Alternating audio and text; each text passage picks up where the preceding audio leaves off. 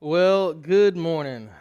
There are some mornings that are better than others. Last Sunday, I got home, and for those of you here, you knew I was kind of under the weather. I got home, I passed out, fell asleep about 4:30 that afternoon. My wife wakes me up, and I go, I think I need to take my temperature. 103.7 degrees later, we found ourselves at the doctor telling me that I've got the flu. And this past week, our entire family kind of went through the gamut of the flu.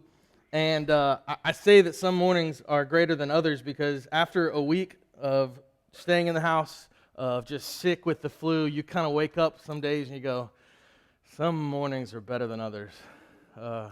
It was a tough week, but two of the things that the week allowed me to do was, number one, as much as I was sick and I at times probably felt like leaving this world, I did get to hang out with my family for several days. And for those of you that have kids, and especially if you can remember back to when your kids were young, or for those of you that have young kids now, even being sick, in those moments of just cherishing, they've got 100, 101, and they're bouncing off the walls, and you have 101, you feel like you should die, and you're just sitting here going, man, kids are amazing. They are a grace from the Lord. But another thing that allowed me to do was watch a ton of movies. Thank the Lord for Netflix.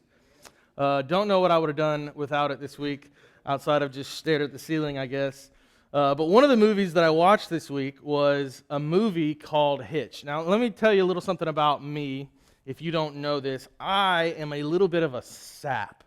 I love a good love story. And I know that a 6'3", 280 guy, that's not usually you usually think, oh, he likes to see things blow up.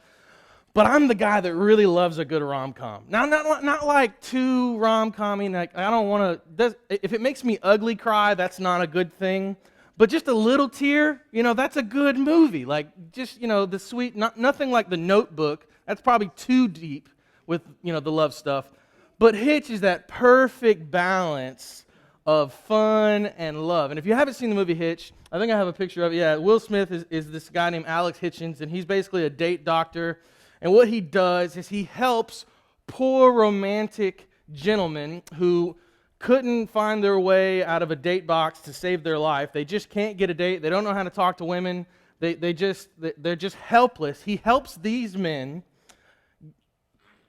get a relationship with the love of their life. And there's one scene in this movie where he's coaching a guy, and he's teaching this grown man how to kiss a girl.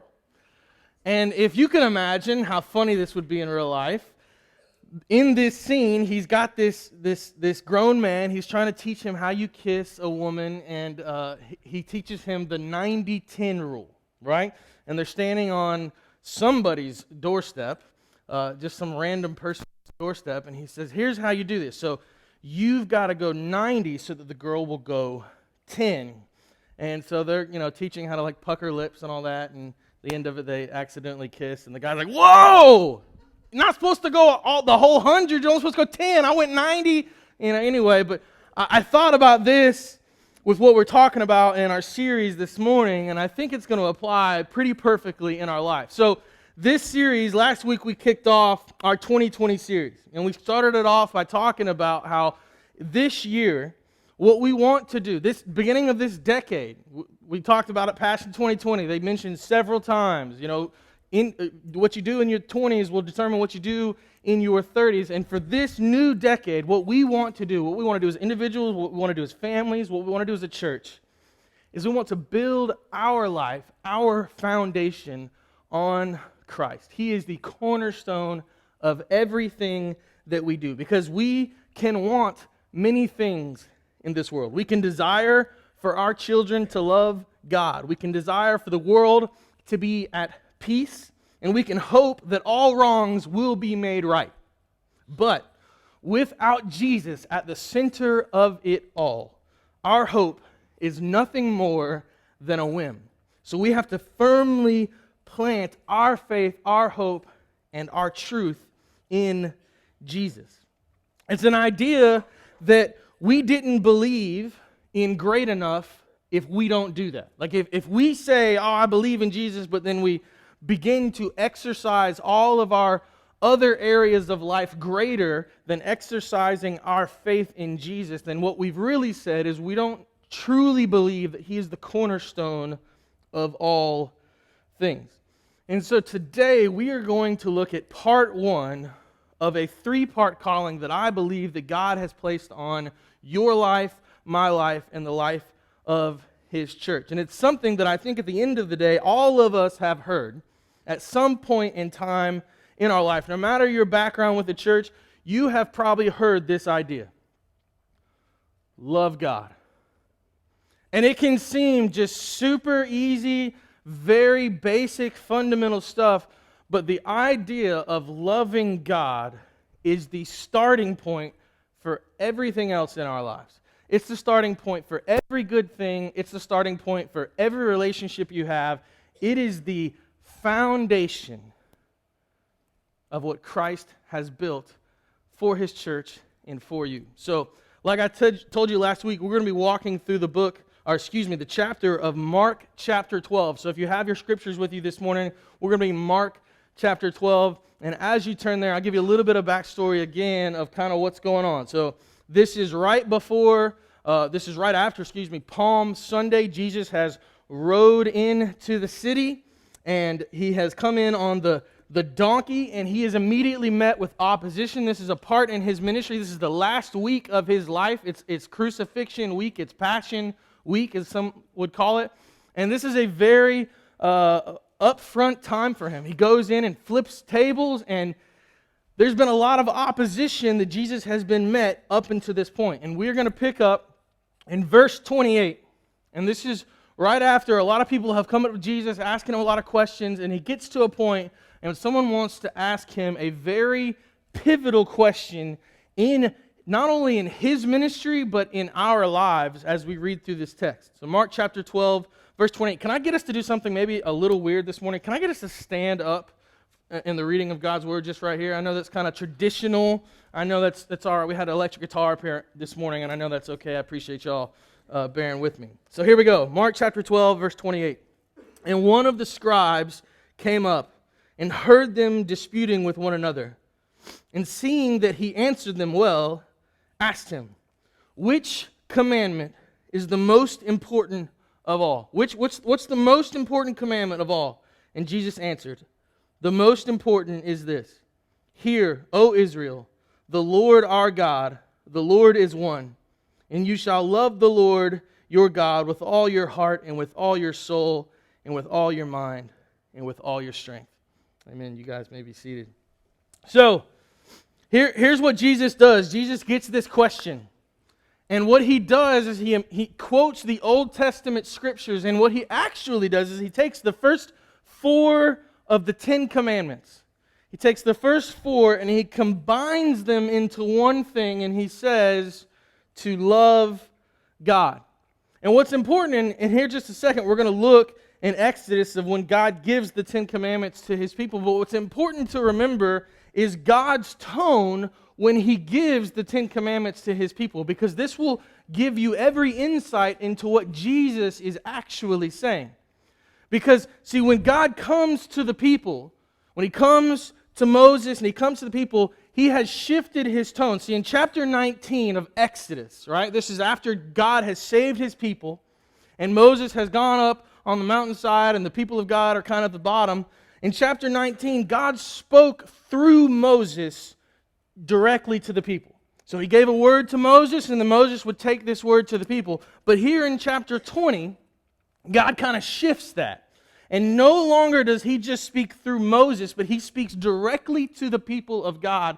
And you know this by reading out the bottom part of Exodus chapter 20, verse 19. It says, you speak to us, and these are the people of God talking to Moses. It says, you speak to us, and we will listen. But do not let God speak to us, lest we die.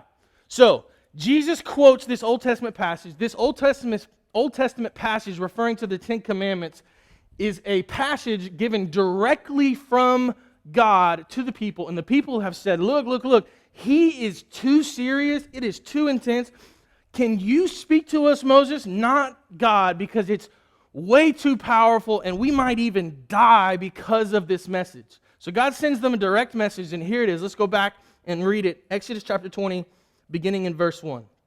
Now this is after the people have been saved. And God spoke all these words, saying, I am the Lord your God, who brought you out of the land of Egypt, out of the house of slavery. You shall have no other gods before me. You shall not make for yourself a carved image or any likeness of anything that is in heaven above, or that it is in earth beneath, or that is in the water under the earth. You shall not bow down to them or serve them, for I, the Lord your God, am a jealous God, visiting the iniquity of the fathers on the children to the third and the fourth generation of those who hate me, but showing steadfast love to the thousands of those who love me and keep my commandments. You shall not take the name of the Lord your God in vain, for the Lord will not hold him guiltless who takes his name in vain. Remember the Sabbath day, keep it holy. 6 days you shall labor and do all your work, but the seventh day is a Sabbath to the Lord your God. And on it you shall not do any work, you or your son or your daughter, your male servant or your female servant, or your livestock or the sojourner who is within your gates. For in 6 days the Lord made heaven and earth, the sea and all that it is within them, and rested on the seventh. Therefore the Lord blessed the Sabbath day and made it holy. So right here, God in 19, so He saves all of the people. He takes them from Egypt. He parts a Red Sea. He gets them to safety. He tells them there's a promised land coming. And He was talking through Moses to the people. And then right here, He wants to give the people a specific law to live by. And He gives them the first 4 laws. And later they say, whoa, that's too intense. Moses, can you speak to us? Because God is scaring us. He gives them a hard truth.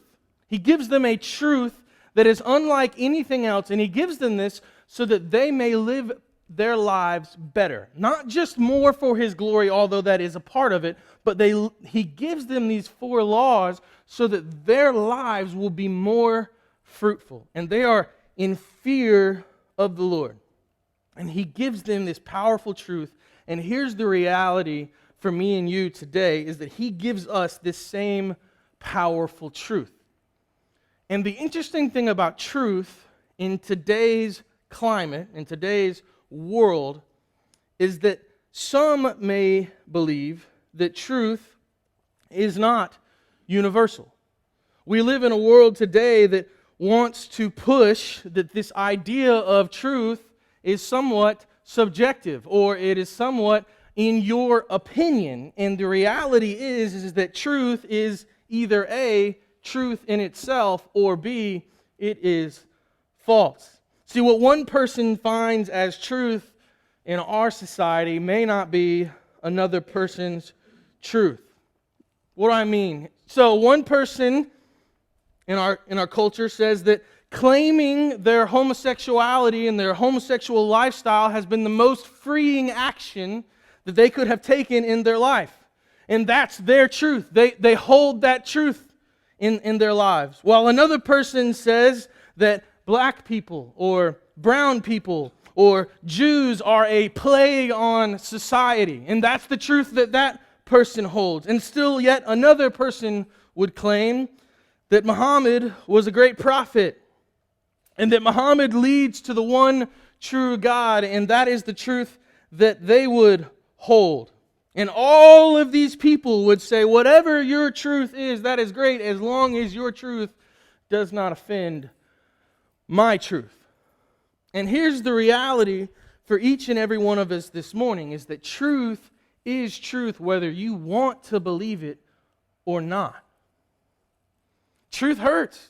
It just does, because when you're in the wrong, truth hurts.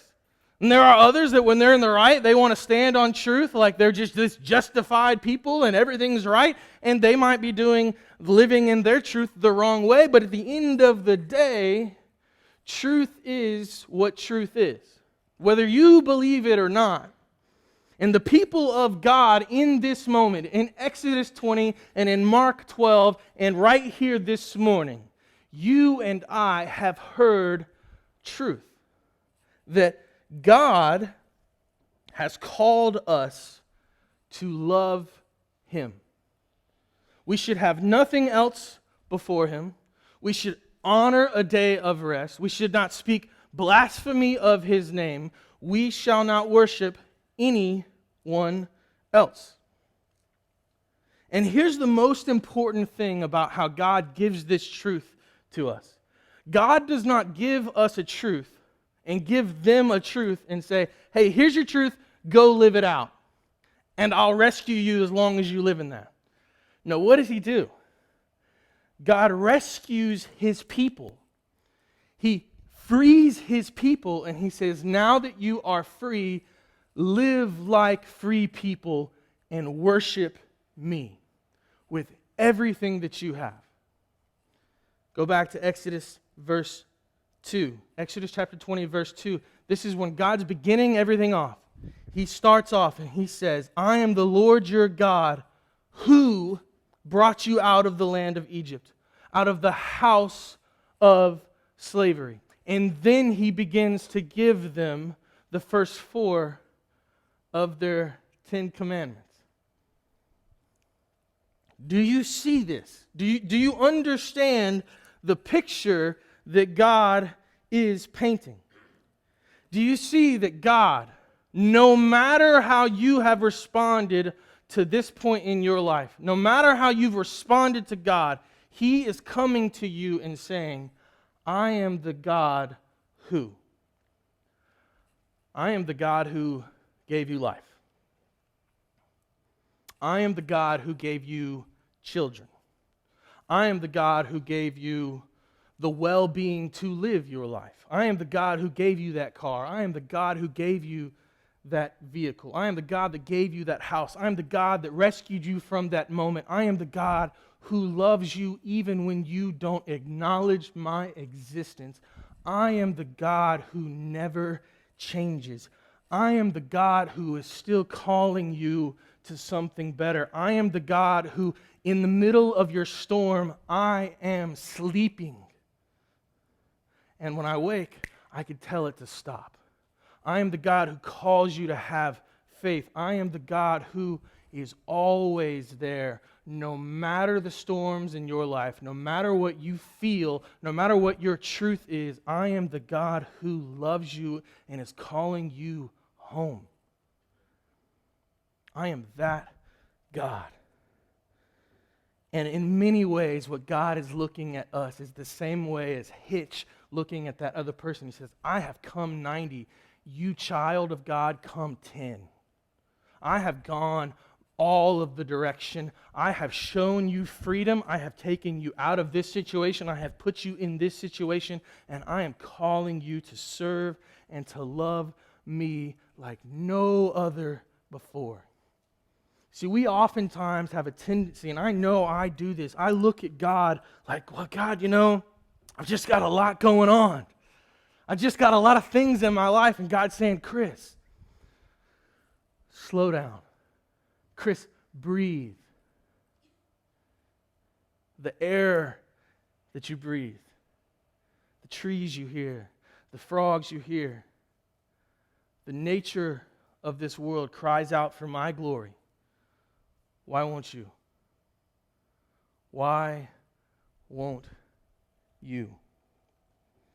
And Jesus looks at these people in Mark 12 as He knows that He's coming towards the end of His life, in the last week of His life, and they say, what is the greatest commandment? And He says, love God with everything you have. Love God. But what does it mean to love God? What does it mean for us to love? I've thought about this question a lot in life. We tell people we love them early on in life. Maybe we tell our parents, our relatives, friends, I love you. I heard someone say recently on the phone. I was getting off its things. Instead of saying, I love you, they said, I L-word you. I L-word you. I was like, what? That's weird. Did you not like want to fully commit right there? That was kind of like the, we're almost there. But what does it mean to love? Students today, they take a cool little Instagram, put on their Instagram story, just so, can only stand there for a limited amount of time. And they put, I love you. GLMP, go like my picture. I love you. You're the best. I love you. And we write it on cards, and we say, I love you. I'm teaching my kids, I love you. And my daughter's going, Mama, Mama. And Amy's walking around the house trying to get Maggie to say, I love you all the time. And Maggie's just like, And we say this over and over again, but what does it mean to love? What does it mean to love God?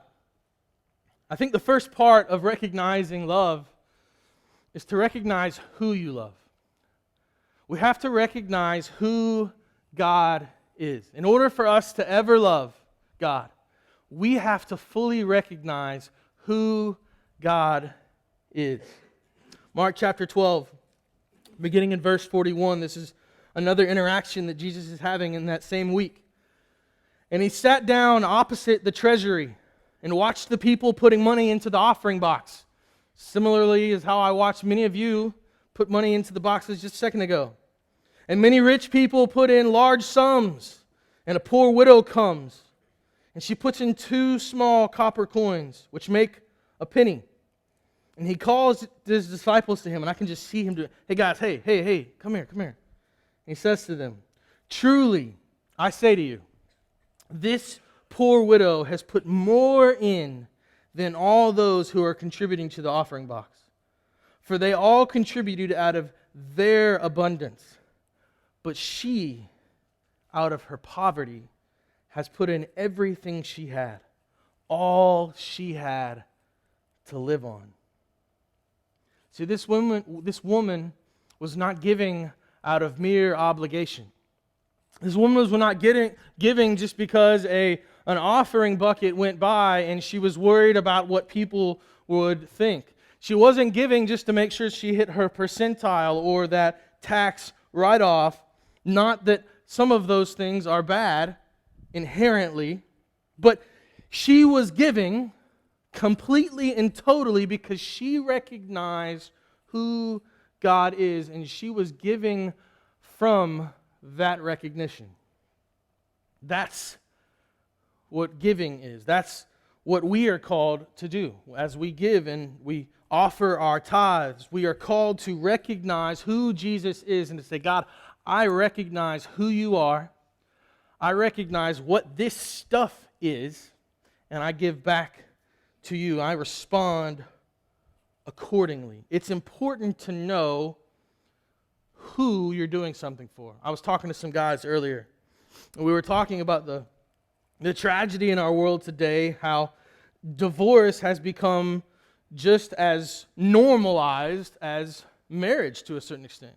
We almost expect, people to get married and to, at some point, possibly even divorce. And it's sad, and many have gone through divorce, and I understand that there are all sorts of circumstances in those situations, and it breaks my heart, every single one of them. But the reality is, the climate that our culture lives in is almost that divorce has become just an expected part of life. And the sad thing, I think, even heightened in that is in the church, divorce isn't necessarily that different than from outside of the church. And we see couples who, they're together for many years, and then at some point, maybe the kids grow up, whatever, and, they just move on. I was telling these guys this morning, a pastor friend of mine had been married for almost 40 years, and his wife, comes out and spends $40,000 and doesn't have a penny or anything to show for it at all. Doesn't have a house, a car, nothing. Just spends money out of their savings, and she starts going this direction in her life and that direction. She's an older lady, and she's starting to get tattoos everywhere. And I'm like, what is going on with this? Not that you can't get tattoos when you're an older person. Please don't hear that. You want to get tattoos, get tatted up. Do what you do. But she began to live a very different life than she had lived the previous 40 with this man, and he's in this tough place, like, what am I supposed to do? She's a totally different woman. And at some point in the relationship, we begin to focus and we begin to forget who this relationship is for. See, here's the deal. I love my wife with my whole heart, and I will give everything I can to serve her and to love her, but our union, our marriage was brought together for one reason and really just for one purpose.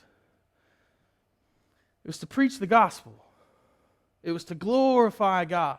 See, God puts marriage together so that we can see two becoming one. So that God uses this beautiful picture of harmony. That's why He tells man to love your wife as Christ loves the church. See, men oftentimes like to see scripture that says, submit, woman, and we forget that part. We go, hold on. Jesus died for the church. Jesus did everything He could for the church. He took beatings for the church. He was spit on for the church. And I look at this tragedy, that we're having in our culture of marriage, and I go, man, certainly there's an aspect of marriage, be fruitful, multiply. We were made for relationships, come together, absolutely. But the number one purpose I see in Scripture over and over again is God says, I'm putting you and her together so that you can be a picture of the gospel in community. So you can be a picture of the gospel to your kids. So you can be a picture of the gospel to the church. And if we forget what our marriage is about, sometimes, possibly, then maybe our marriages will get tension. And when that tension comes, we won't have our eyes fixed on where they're supposed to be. And we'll have our eyes fixed on how annoying she is, or how messy he is, and how much they disrespect us here and they ignore us here. And we'll forget all the matter that goes, God has called me to love her or love him like He loved us. Maybe if we as husband and as spouse, husband and his wife, maybe if we loved our spouse like Christ loves us, then maybe I'll begin to see him or her come back to the unity of Jesus and treat our marriage like God has called us to love each other as a picture of the gospel. It's not perfect, it's not easy, but what if we remembered who it was for? What if we recognized who God is in everything that we do? In order for us to love God, we have to recognize who He is. He is supreme over all things. He's supreme over our relationships, over our finances, over our life, over our every being. He holds it all together. We need to recognize who He is. The second part for us, in order for us to love God, is we need to recognize who we are. So we have to recognize who God is, and we have to recognize who we are. Same passage, Mark chapter 12, beginning in verse 13. And they sent to Him, to Jesus, some of the Pharisees and some of the Herodians to trap Him in His talk. And they came and said to Him, Teacher, we know that you are true. There's that word again. And do not care about anyone's opinion. For you are not swayed by appearances, but truly teach the way of God. Is it lawful to pay taxes to Caesar or not? They're trying to catch Him. Should we pay them or should we not? But knowing their hypocrisy, He says back to them, why put me to the test? Bring me a denarii and let me look at it. And so they brought Him one. And they said to Him, whose likeness and inscription is on this? And they said to Him, well, Caesar's. So Jesus said to them, render Caesar the things that are Caesar's, and to God the things that are God's. And they marveled at Him. Last week at a Passion, I think it was Ravi Zachariah who actually shared this same exact story, and he took my thunder a week early. But what was interesting is if you read that story, what Jesus really probably was implying in this moment is they take that coin and they see Caesar's, and He says, render to Caesar what is Caesar's, and they give the coin to Caesar. And then he looks at them and says, render to God what is God. See, we are made in the image of God. Give me everything that you are. We need to recognize that we are His. Imagio Dei. We are made in the image of God. What God desires from you and I is you and I. That is what He wants. And so when He calls these people in Mark 12 to stand in the name of the Lord, what He's calling them to is to kneel at the foot of the cross and to say, I give it all to you. And that, my friends, is the greatest love story of all time, that we can come before God, dirty, broken, beaten, dead people, and we can come before Him because He has paid the cost, and we can say, we will serve you because you have paid for our lives. You have paid the ransom. You have taken that separation from God and man, and you have minimized it, and you have brought forth a way. And that is the love story that should bring us to tears. That Jesus has made a way. And as we as Christians, we look forward in our lives, and we look forward and we make plans, and we begin to build things. We should never forget to love God because He first loved us. That's what He wants us to do. That's why we were created. That's why you exist. That's why this church exists. That's why we, a Christian community, exists, is to bring God all of the glory, all of the honor, and all of the praise. So how do we respond to that? I've been thinking about this response for a while. And I think when you go, man, how do you respond to the love of God as the band comes up and we close? I think there are several ways for us to do this. I think there are several ways and several things for us to certainly acknowledge the things of the Lord. I think number one is the one we hit most often is, are you spending time with Him? I mean, to know God and to love God, you've got to develop a relationship with Him. You've got to know the character of God. Just to talk about dating, if I'm dating someone, if I'm getting to know them, I'm spending time with them. We're on the phone, we're texting, we're DMing, whatever that looks like for you in your generation. We're emailing, I guess. That's a thing. I mean, sure. But we are conversing back and forth. And so I would ask you this morning, if you love God, how much time are you dedicating to getting to know Him? And this isn't to say, oh, I'm spending a lot of time. I'm doing good. Or I'm spending not a lot of time. Because not every minute counts for the same minute, right? Like there are times where, I don't have an hour to sit around and just, God, right? Maybe it's just 5 minutes. And I just sit in the presence of the Lord. Maybe it's driving down my car and I'm listening to a song and I'm worshiping fully. Or maybe I'm listening to a podcast, a sermon. Maybe I'm listening to myself on that sermon. I don't do that much. That's weird. But maybe I'm just trying to let the things of the Lord, the word of His truth, penetrate my heart. And the one that I think I've come back to the most, and the one that I had a pastor friend. No, I'll get there in a minute. The one that I've come to the most is, I think it's when people of God come together around the Word. Do you love God? I would say, do you love His church? I mean, really. Because people are tough. We'll get to people next week. But God. Because at the end of the day, the rest of that passage, God tells us to love Him, and then He says love people.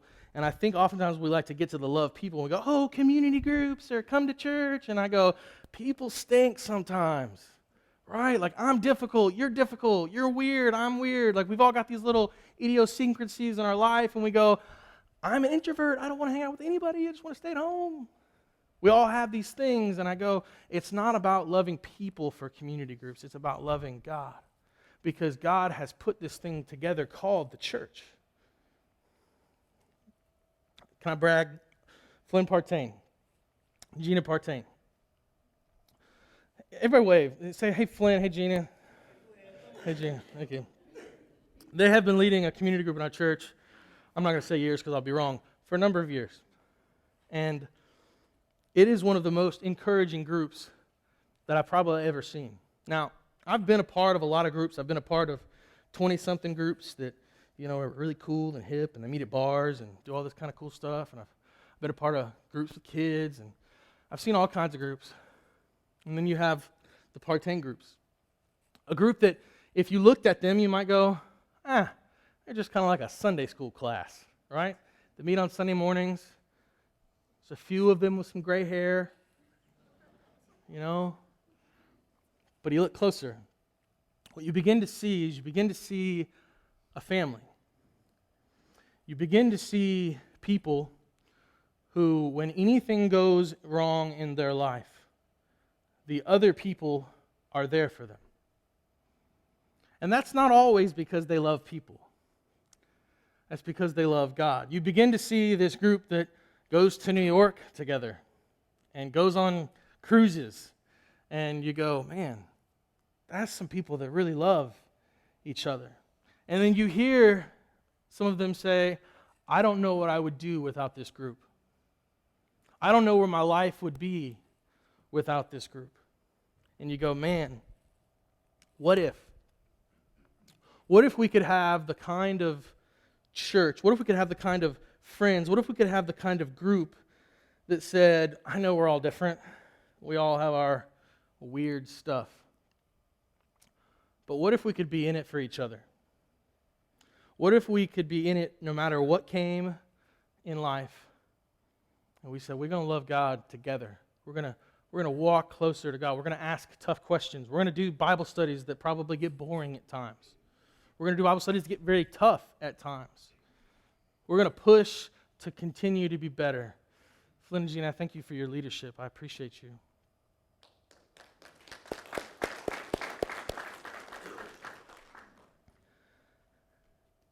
I hope you don't hear this morning, this is some pastor's plea for all of you to sign up for community groups. I hope you don't not hear that too, though. But what I do want you to hear is I want you to know that the God of all creation loves you. He loves you more than anything else in this world. And He has called you to come and love Him. What I would love to see a response for this, for us, we're going to sing some songs and all that, but as a response of church, what I would love to see is over the next couple of weeks, we're going to have groups sign-ups.